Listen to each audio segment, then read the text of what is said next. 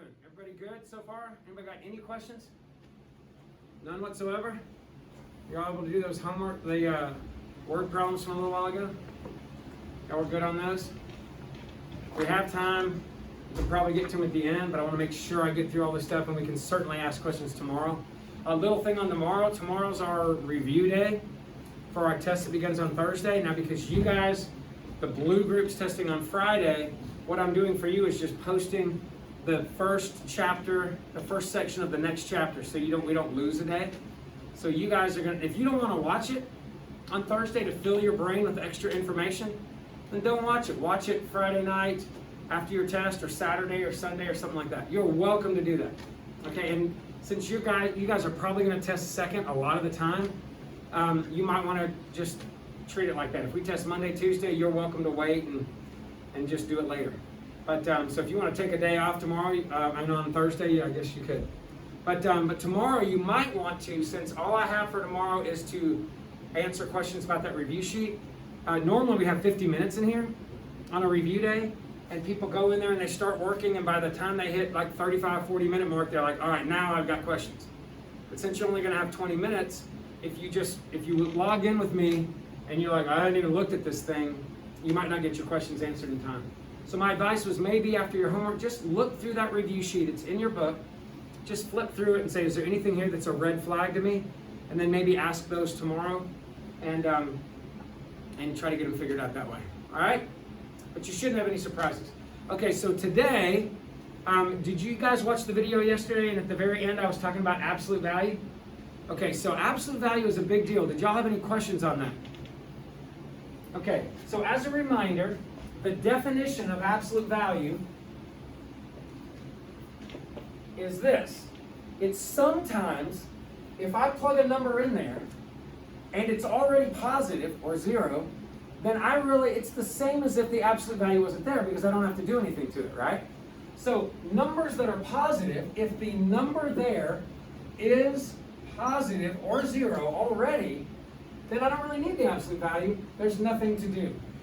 And I could just say that's the same thing as this. But if the number in there is negative, so if whatever that is like -5 or -6, which means the number is negative, then to make a negative number positive, what do you do to it? Well, that's true. But like in the absence of absolute value, that's the first time I've heard that, but you're right. But in the absence of absolute value, how do you make something negative positive? You multiply by a negative. So I'm going to say if x is already negative, I got to multiply it by another negative to make it positive. So like if x was, say, -5, what's -5? +5. So this is the mentality you need, except we're going to change that mentality a little bit like this. If I have an x here, here, here, here, and here, then really I could say, and I'll explain why I'm doing this.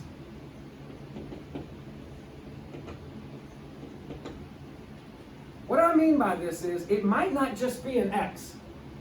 It could be something like 3x minus 4. It could be x minus 6. It could be 2x minus 7 over 5. It could be anything on the inside. So when you're dealing with these, in order to get rid of the absolute value, I have to apply this rule. I basically have, if I have a function or an inequality, actually it wouldn't be a function, if I have an inequality or an equation that has an absolute value in there, and I don't know how to graph it or I don't know how to work with it, I can get rid of that absolute value by breaking it into two separate equations. Okay? And the two separate equations are using this. I can replace this with that and replace this with this in my equation, and then I'll have two equations and I can work with those. And you'll see what I'm talking about in a couple seconds.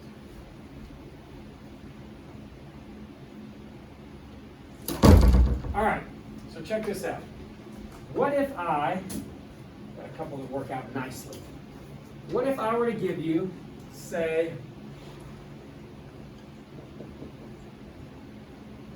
and I'll go with E. Now, are you able to eyeball this right now and tell what the answer is?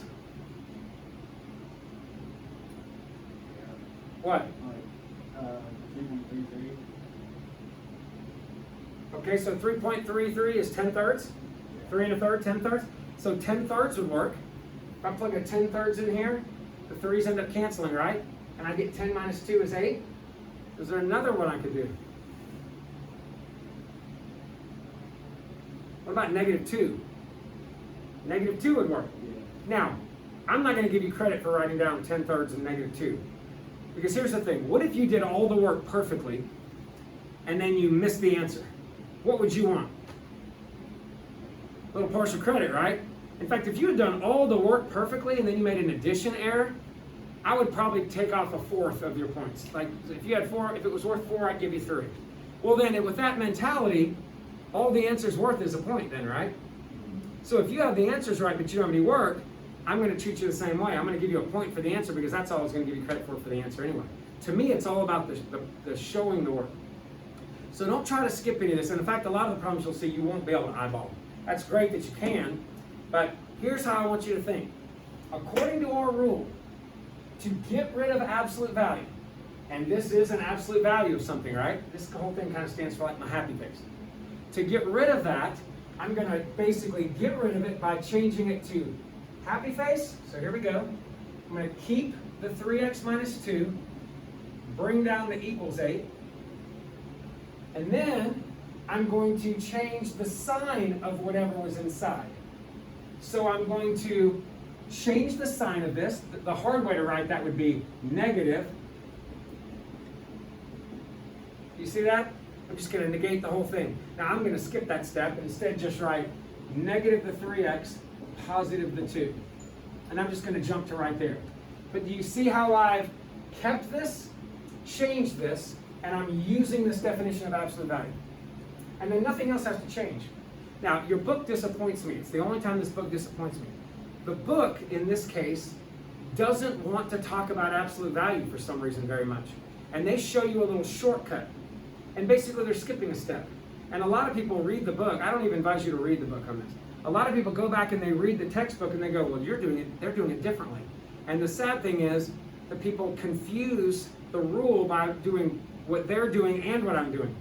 So they end up negating this side, and they end up following the rule, which is change the sign, negate the other side, and they basically put it back to where it began, and they messed it all up. So don't read the book on this section. It's not wrong, but they're skipping a step, and I really want you to understand this absolute value. Okay, it ends up being important later on. Now all you got to do is solve. So at this point, I'm going to add 2, divide by 3, and there's your 3.3 repeating. And over here, I'm going to subtract 2, divide by -3, and there's my -2. Okay? And this works, that works. I'm going to use the word or. Or just a comma is fine in this case, but most of the time they use the word or here. So my answers are that or that. One of them or the other one or both work in this. Y'all seeing that? Now, here's the thing. You don't need to apply these absolute value rules until you're down to just an absolute value. If there's something outside of it, get rid of that first. If you're adding 4 on the outside, subtract 4 from both sides. If you're multiplying by 2 on the outside, divide by 2 on both sides. And then once you get it down to just the absolute value, then apply your rule. Okay? All right, let me show you about inequalities. And this is where it gets trickier. All right, so what if we have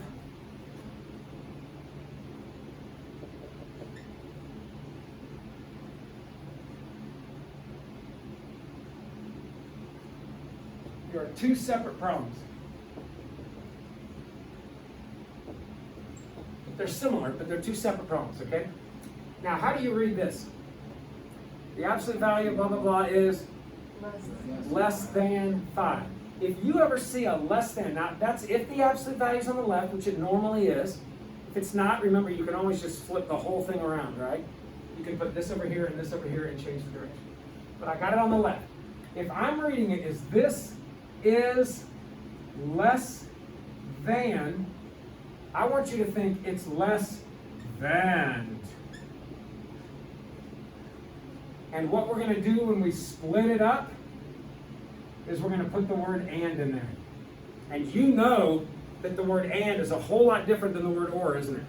When it comes to these. So once again, I'm going to take this, and what am I going to do with the first one? And it actually doesn't matter which one's first, but what do I do first? So I just write it down, copy down the inequality, copy down the number. And then on this side, what do I do? Negative 3x plus 2. Good. I change the sign of the whole thing. Negative 3x plus 2. Copy down the sign, copy down the 5. Now let me show you what the book does. The book does this, and they teach it like this. They say, just copy down 3x minus 2, copy down the less than 5, and then flip this, change that sign. Now what changed here? Nothing. What does it look like I did here? Well, it It really just did one thing. What was it? multiplied by, or divided by negative 1. Divided or multiplied by negative 1. And that changed the signs and flipped the direction. The book starts you here, and then they tell you to put and. They start you here, but they never mention that you're actually dealing with absolute value. And they really go through the whole year and nobody knows what absolute value is still. But it's a big deal, absolute value, when you get into calculus and pre-cal, or pre-cal and then calculus. So I want you not to do what the book does. Just ignore it. Just copy it, change it. This part stays the same right now. And then just solve. Okay? Add a 2. Divide by 3. Bring down the word and then right here, subtract a 2. Divide by a negative 3. And since you divided by a negative, what do? Flip the sign. Flip the direction. And then, do you remember what I said about and yesterday? You might have caught it in the video. I said that combined inequalities were what? 3-part inequalities were always what kind of problems, really? I said it a bunch. Combined inequalities were inherently and problems. So if you have an and problem, that means you could rewrite it as a combined inequality. So how can I rewrite smaller than 7/3 and bigger than negative 1? Couldn't I say, couldn't I do this? Bigger than the negative 1 and smaller than the 2 1/3 or 7/3. Now, this is the way the book shows you. But I have a little shortcut for you with and problems that'll make all of this better. But the reason I'm showing you this is because on this problem, this is a greater than, right? On a greater than, I like to teach it as greater than. So you either have less than or greater than, and this tells you it's an or problem. So same exact way, and then I'm going to come back to this and show you a shortcut. Change the sign, but because it was greater, put an or there. You seeing it? Now your answers are going to look a little different, right? When I simplify this, I'm going to add a 2, divide by 3, bring down the or. Here, subtract a 2, divide by a negative 1, changes the sign and that. So it kind of looks the same, but what's different between this and this? 2 things. The inequality switched, didn't they? And on top of the inequality switching, the word and or. And can you change an or back to a combined inequality? No, because 3-part combined inequalities are always and problems. So if you have an or problem, you're stuck. I mean, it's not a big deal. It's not a bad stuck, but you just don't go any further. But on an and problem, you really never want to write an answer with and in it, because there's always a better way to do it. All right? Now on your test, if you write it with and, I'm not going to count it off. We're algebra 2, right? We're not in pre-cal, calculus, or beyond. So if you wrote it like that, I'm going to give you credit, but there's a better way. But let me show you a shortcut. Now look at all this work. I'm splitting it up, I'm solving both, and I'm putting it back together. Look at this other one. So if you look up here, and you see a less than, which you know you're going to be using an and statement, and then you think to yourself, wait, I already know that and statements are combined inequalities, then you can do this trick. Check it out. You can just bring down 3x minus 2 without the absolute value, drop down your inequality, drop down your 5. Which it looks like that's how you'd have started anyway, right? And then watch this. I'm going to take this sign and do the exact same sign right here. And I'm going to take that 5 and put the exact same 5 right here, but negate it. Now watch how simple this is. Add 2 to all 3 sides. Divide by 3. Done. So much easier. But you cannot do this unless you know it's an and problem. Because ands are inherently 3-part or combined inequalities. So if you look over here and you see a gray tour, just can't do it. If you try, you'll get a mess. Because you know on these problems, it's always like in between the two, right? When you end up shading, almost always, you get in between the two. Look at this. What is this shading? Bigger than the 7/3, bigger than the 2 1/3, and what? Smaller than the -1. That's not an and problem, right? That's all day or. Okay? So that's really the hardest part of it, except for this. If I mess with you and start putting stuff on the outside of this, you can't do this step effectively, especially with inequalities. You are going to get into trouble if you try to split it up or do this before the absolute value is by itself. Let me give you an example. If you can get this down, man, your test is child's play. It's just if you don't, you tend to run into trouble. So check this out.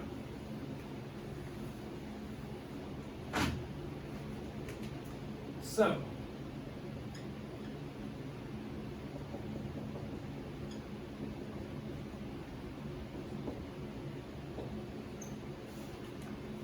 okay, so here's people do this wrong, and usually the people do this wrong are the ones that don't check their homework.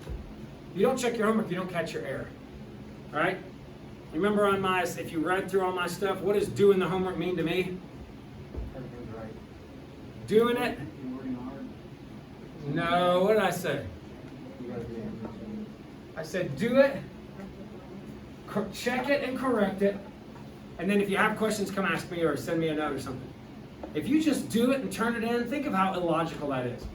Like if all you're doing is doing it and not finding out if you're right or wrong, you could just be doing everything wrong and really enforcing negative behavior.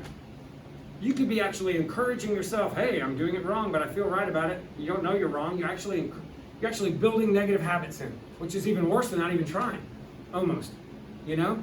So if you're not checking and correcting, that's where you get really hurt in this class. You gotta know if you're right or wrong. So, number one error on this test, people go, oh, it's a less than. And they think if it's less than, I can do a combined inequality or put the word and in there. But here's the thing. You didn't do what first? I still haven't gotten what? The absolute value by itself. And look what happens. Remember, it looks like a less than now, but look what happens after I subtract 4 and then divide by a -2. I get absolute value of 5x plus 1 is what? Greater than 6. This isn't an and problem at all. So if you tried to split this up like this, and you put an and in the middle, and tried to do it, you just missed it. Because remember, and and or give you entirely different answers. You have to get the absolute value by itself before you can come to a conclusion of whether it's an and or an or. I hope that you're hearing that at home. It is a big, big deal on this. And if you don't catch that, you're going to get hammered on this test. I got a guy named Chris, an old student named Chris Williams, I think, who is is an MD, works in a emergency room somewhere on the eastern seaboard, and made a 67 on this first test. He never checked jack. He felt really good coming in. He's like, what the heck happened? I was like, you checking your work? No, I just thought I was right. I'm like, started checking his work, ended up getting all A's, and the rest was history. Now, once I'm to here though, what do you say? The absolute value is greater, so I know it's an or, right? And then what do I do on the left? -2, so 5x plus 1, and then -5x minus 1. And then -5x minus 1. And then don't change this junk, I'll deal with that later. And it's an or problem, and I finish it up. Subtract 1, divide by 5, drop down your or, add 1, divide by -5, change the direction, right? And it's or. Can you combine this now together and do a 3-part inequality? No, because combined inequalities are ands, this is not an and. And by the way, if it was a less than right here, you could have used our trick, where you could have just rewritten it real quickly and boom, you would have had it nice, simplified at the end, and you never would even have to write the word and down. But on this one, this is what I call the solution. That's the solution. And if the direction tells you to solve and graph, you've only solved it. Now on your test, if you're in class, well no, even if you're at home, you're gonna have a number line underneath it that I will have drawn for you. So you just come in there and go, oh, +1, close circle, negative, what's that about negative what? Looks like about -1 point something. So if this was -1, just go a little bit further, just close, somewhere in between -1 and -2. And then I am bigger than the 1, smaller than the negative whatever. And that would be your graph of your solution. Not a big deal? All right, I'm gonna throw you a curveball here. Let's see who can hang.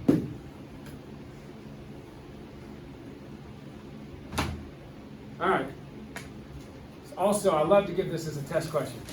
And by the way, if I ever say I love to give it as a test question, if you're wise, you'll put a big star in your notes. If you're not taking any notes, that's not always a great thing. I can tell you when I was in college, I took this class called Elements. I know you guys are sitting with nothing on your desk. Hey, if you can make A's that way, knock yourself out. But it's going to be harder when we get to the semester exam, and you've already had like 4 months of stuff, and you walk up to my desk and you say, this is what's going to happen, I'm going to tell you now. You'll walk up to my desk and you'll go, hey, can you explain this for me? And I'm like, yeah, get out your notes, let's take a look at them. And if you say, I don't have any notes, I'm like, oh, that's too bad, you better get some, because that's what I'm going to refer back to. So I want that from you, because if you don't want to bother with it, then you got to be right for good, right? You got to be willing to take the good with the bad. So if it were me, I'd take some notes, and every time I say, oh, I love putting this on a test, put a star by that, because it's coming, and you can just, and I'll say it probably 4 or 5 times over the course of a week or so. It's worth making a note. All right, check this out. Somebody tell me, I'm going to give you solve.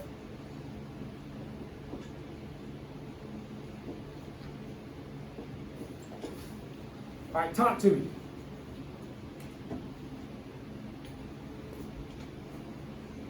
If you ever hear me say the word teacher mode, what I mean by teacher mode is sometimes I quit being creative. I'm just trying to get stuff done. I look up here and I see an absolute value and inequality. I'm like, oh yeah, it's less than. And I start doing all my less than rules, my and rules. And I get down to the end and I go, oh my gosh. And I realize if I was in creative mode, which a lot of you guys are thinkers, which is great. I think I am too, but sometimes I just get caught up in the road of what I'm doing. If you're creative, there's an easier way to do this. I'll tell you what, I'll help you out. What's absolute value mean? It's always positive. It is always positive, and what? So the distance from 0 in a number line, and distance is always positive, right? What am I asking you to find here? I'm asking you to find the absolute value of something, which is a positive value that are smaller than -5. Is that even possible? Are there positive numbers smaller than or equal to -5? So what's your answer here? Undefined. Undefined, or not? Well, null set is what I'd probably say, or it does not exist. Right? Now, what if you don't see that? What would you have probably done? Worked it out. So you would have said 2x minus 3, less than or equal to negative 5. Negative 2x plus 3. Less than, this would be 1, and then negative 2x plus 3, less than or equal to negative 5. And then look what would have happened if you solved it this way. Then I'll show you even the shortcut way. You add 3, you divide by 2. Here, subtract 3, divide by negative 2. And what is every and problem? Combined A combined inequality. Now be careful with this. I'm saying x is bigger than the 4 and smaller than the negative 1. Now think about me writing this. X is bigger than the 4, smaller than the negative 1. Does that even make sense? No, and means it has to be true for both. There are no numbers bigger than 4 and smaller than negative 1. This makes no sense, neither does this. My answer is a null set, or a D does not exist. But wouldn't you have saved a lot of trouble if you just looked up here and saw that? Now don't get cocky. What if I give you this? Don't look at that and go, you can't be less than a negative. Null set. Because what's about to happen? I'm about to divide by negative 3 and make it positive. And that is possible. So make sure that you're down to just the absolute value if you're looking for the shortcut. You all with me? But I hope I don't see any work. And I just see that on a problem if this happens to show up. All right, what about this?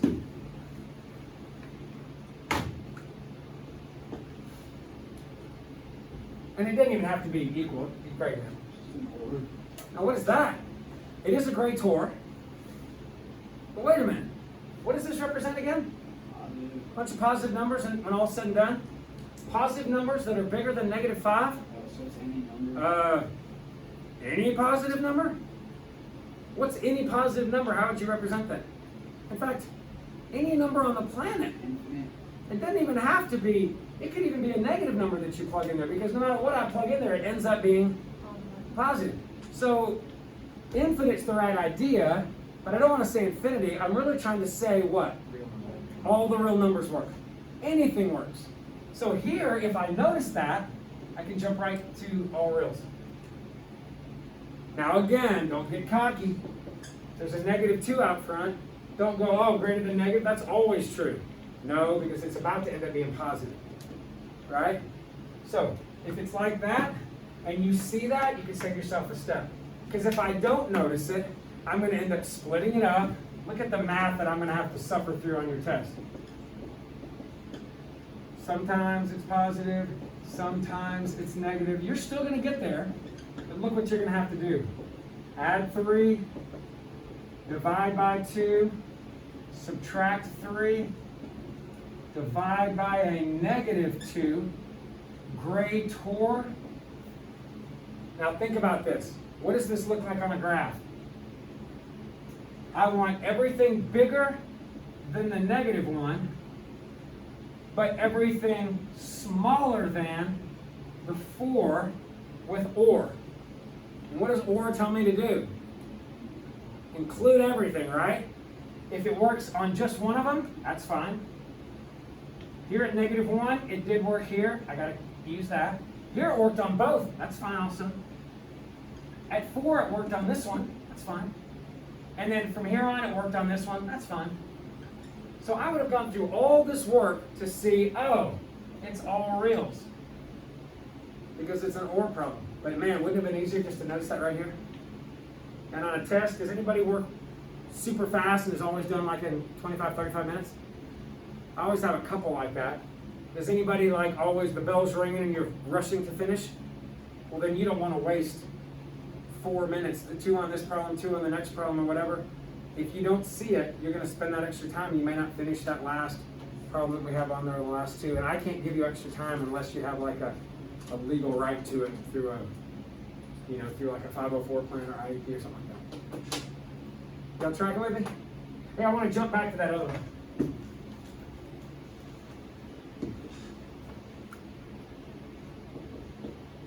This is a what kind of problem? And? Remember the shortcut on doing an and?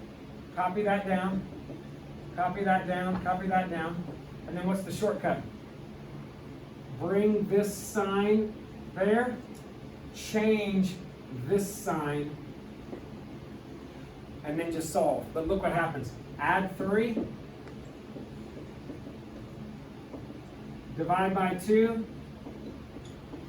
Wait, can you be bigger than a 4 and smaller than a -1? That doesn't make any sense. What? So you only switch the signs and you divide by negative? When you say sign, you mean inequality signs? Yeah. Yes. If I'm dividing by a +2, I don't change these. If I divide by, if that was a -2, then I would flip the direction. Yeah. Good question, but that's the kind of stuff you catch. Those little things that you forget, you catch it when you check your homework. You're like, whoa, wait a minute. If you're not checking your homework, you're putting yourself at risk. And listen, it's not fun checking your homework. I mean, I put all the solutions out there for you. Nobody likes that, but it is helpful. All right, let's see if I got some other stuff. Okay, last thing. Every now and then. By the way, I'll refer back to this. Do you remember me yesterday? And I would never do this on a problem simple like this. Or how about this? Do you remember me yesterday mentioning if I don't have the same number of x's on the outside of each side, then there's no way I can get them all to the middle where I want them? And if that happens, what do you have to do? Yeah, you have to go, all right, it could be this, or it could be this. You remember that? And then I said solve. And actually, this is going to be terrible looking, so I'm going to, if you want to go back to the original and make that a 3x, so that middle part is a 3x plus 2, 3x plus 2, that would be better. Oh, sorry, dang. And forget the or right here. So if I have this right here, it could be this, this, and why do I put an and in between? Sorry, not or. Why do I put an and in between? Because combined inequalities or three-part equalities are always inherently and problems. So if you ever take a 3-part and make it into two parts, you put an and. Well, guess what I have done in the past? I always want to raise the bar in here because I know what math team tournaments look like, and you do too. I mean, you guys did really well for Helmers. You won that state tournament. My Algebra 2 classes have won every state tournament back till, what, 2013? So we've got a nice little streak going. In 2012, we were actually large school. We're small school now, so we actually had a really good run here. Sonny's brother, Will, I don't know if you remember Will Jones, half brother, whatever. He was in this class. It honestly was probably the worst Algebra 2 math team I ever had, but somehow they came in second in large school. And the difference between the second place score and the 8th place score was like 18 points, like 3.5 questions. Just a miracle they did well. But since we've been in small school, we've had a nice little run. This is a problem that shows up at these math tournaments. And I want to ask you, what do you think? I'll tell you what, I got one here that works out nicely. What would you do if I gave you that? And tell me what's going on here that you haven't seen before.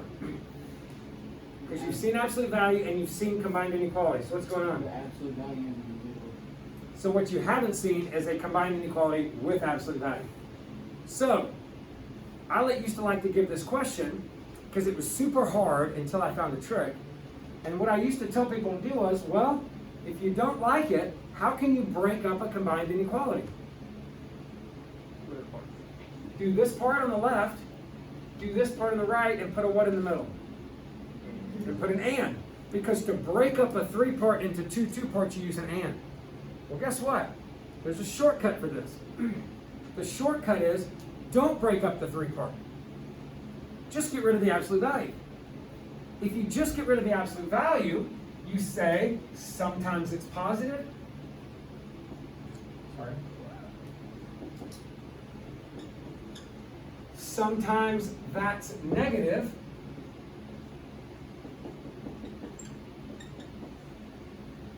But if you do it this way, guess what the word in the middle is? The temptation is to put and. But remember, I didn't break up the three-part inequality. If I break up a three-part into two parts, it's an and. Did I break up the three-part? No, I just got rid of absolute value. And if you get rid of absolute value, and that's it, on these, it ends up being an or. And look, now the problem's going to be much easier. If you try to break this up into it, and the book may do this, if you see this in the book and you look at the key on a problem like this, they may do it the ugly way, but this way is significantly easier. I think I actually, no, I don't even have a printout of how ugly it used to be, but literally it's twice as much work, because now you have two absolute value. Now you have to break each of those into two, and you end up with 4 different equations, and you're trying to figure out what values work in each. It's a nightmare. But watch how simple this is. Add 2 to all 3 parts. Subtract 2 from all 3 parts. And then I'm done here, finished here. Here, change, divide through by a negative. Change the sign. Change the sign. And are you a big fan of looking at these combines with greater thans? How can you change this so that it has less than, so you're going from small to great? Y'all know how to do that? You literally pick that whole thing up and flip it over. So everything literally, it's like you pick it up, if it was translucent, pick it up and put it down. So the -1 ends up over here. That inequality goes over here but the other way. X stays in the middle. This inequality flips the other way, this. And does not read the same way. So I like doing it like this. And then all I have to do now is graph these 2 things. So here's your number line. And what do I have? I'm going to mark -1, 1, 3, and 5, but you would have a number line. Y'all tracking with me? And what do I shade? Open, closed, in the middle, because it's this is inherently an and, but you never even saw the word. And that, closed, open, in the middle.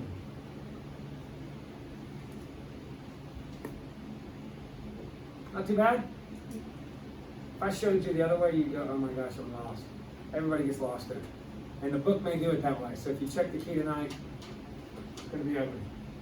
All right, I got time for one more thing I'm just going to throw out in case it happens. All right? Everybody got this that wants it?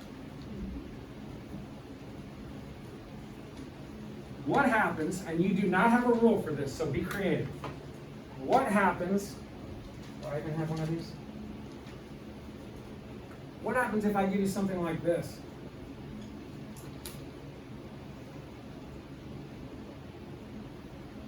And say solve. Do you have a rule for getting rid of 2 absolute values? And the short answer is no, we haven't talked about that. Do you have a rule for getting rid of one of them?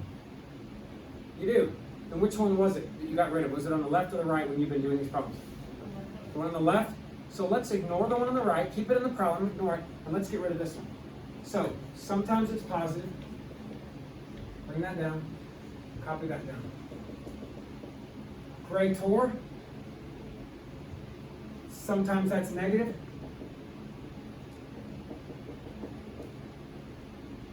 And what have I just done? I've gotten rid of one of the absolute values. Now, I've got into this part and this part. Now, what do I think I do to get rid of that one? I like to flip it because I'm used to my rules having that on the left. So I'm going to flip this over. Remember to flip everything. Change that. Bring that over. I really like the way that looks better. I'm going to do the same thing over here. X plus 1 in the absolute value. Change that. Change that. Now, how do I get rid of the second absolute value? Break it up again. X plus 1, inequality, 2x, less than, oh man, if it's a less than, I got a better way to do this, don't I? Let's try it this way. Less than, I can just copy it down and do what on the left side? add another inequality, and then Negative 2x? And if I needed to solve that, could I do it? How about, can I do it? Actually, that's going to be a mess this way because these aren't the same. So let me disregard this. On this one, x plus 1 less than 2x, sorry about that.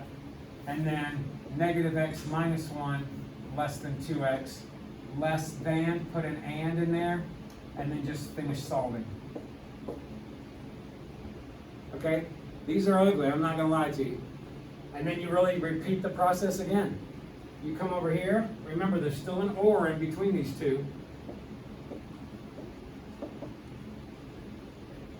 negative x.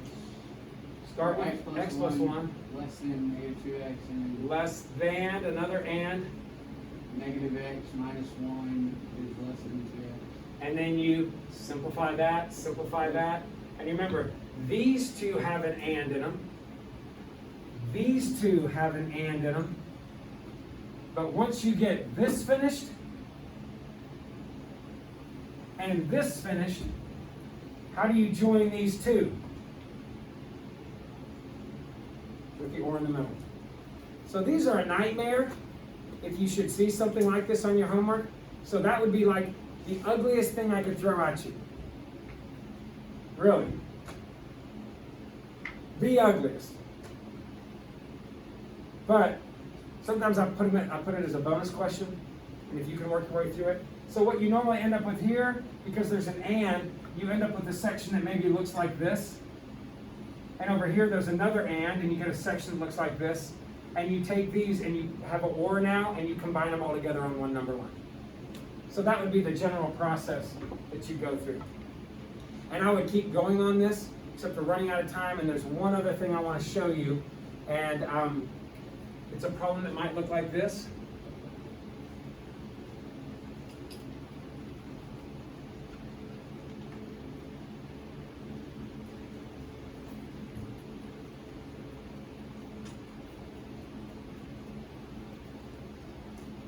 Okay, so what if I gave you that and said, I tell you what, we'll make it easy. Put an equal in there. What if I gave you that and said solve? What would you do? Just solve it. How? You got an absolute value, so what are you going to do to get rid of that absolute value? Make 2. Make 2? Okay, so x plus 1. Equals 3 minus x, and negative x minus 1 equals 3 minus x. Can I do one thing? Yeah. Make that a 2x plus 1. So 2x plus 1 equals that? Negative 2x minus 1 equals 3 minus x. Okay, and if it's, unless it's a less than, everything's an or. So this is an or. Now can you solve this? Yes. So let's try it. Add an x, subtract a 1, x is 2/3. Here, add an x, add a 1, x equals negative 4. Now on this problem, most of you would have stopped right here and said, all right, I'm good. But you know what you forgot to check? You forgot to check if it actually works. See, a lot of times, you don't have this x over here. And when you get answers, they're going to work because it's positive. And you know whatever you plug in here, as long as you've done the algebra right, is going to give you a positive answer. But is there a chance, if there's an x over here, that when you plug that number in here and subtract those or add those, that you end up with a negative on the right side? Can you end up with a negative on the right side? Yes. It's possible that you do, but in your solution, is it possible for this to be negative? No, because what about this? This is always going to be what? Positive. Now you got lucky here. If I plug a 2/3 in there, 3 minus 2/3, that's a positive number. If I plug a negative 4 in here, 3 minus a negative 4, that's a positive number. But what if I got x equals 4, and then x equals negative 6? What happens if I plug a 4 in there? Negative. I get a negative number. That's not true, is it? There's no way a negative could equal a positive absolute value. So sometimes, if you ever see an x on the right side, you got to make sure you check your answers and throw them out if they don't work. Now, in this case, you were fine, right? You kind of got lucky. Do you think you'll get lucky on a test? Do you think I'll give you a problem where you could accidentally not forget to check and be right? Probably not. No. So should you see one like this with an absolute value and an X, let that be a red flag on your test, right? To go back and make sure, check your answers. Okay? When you see an X like that in an absolute value problem that's outside, because that makes it possible. In fact, if both the answers didn't work, what would you do? Be no. Be a null set. Y'all with me? Yeah. That's all I got. My advice, knock the homework out, check it, see what you got, and then just go look at the review sheet. And if you look at the review sheet and you have questions, then on the Google Meet tomorrow, ask them and we'll work through them and you'll be fine, I think. First test, everybody's trying to figure me out. And sometimes they don't. Hopefully you will, but I would definitely make sure you're checking it correctly. All right? Y'all like these Google Meet days? Do most of the teachers do something for the whole 20 minutes, or are they kind of just checking in and say go? Check in and check out. Do many of them just check in and they give you nothing? Yeah. They do? Don't tell me. I don't want to know. I may get to that point, man. I feel like I'm holding on by thread. I'm not getting home until 6:37 tonight. I feel like I'm running a marathon all day long. Anyway. Come see me if you have any questions, guys.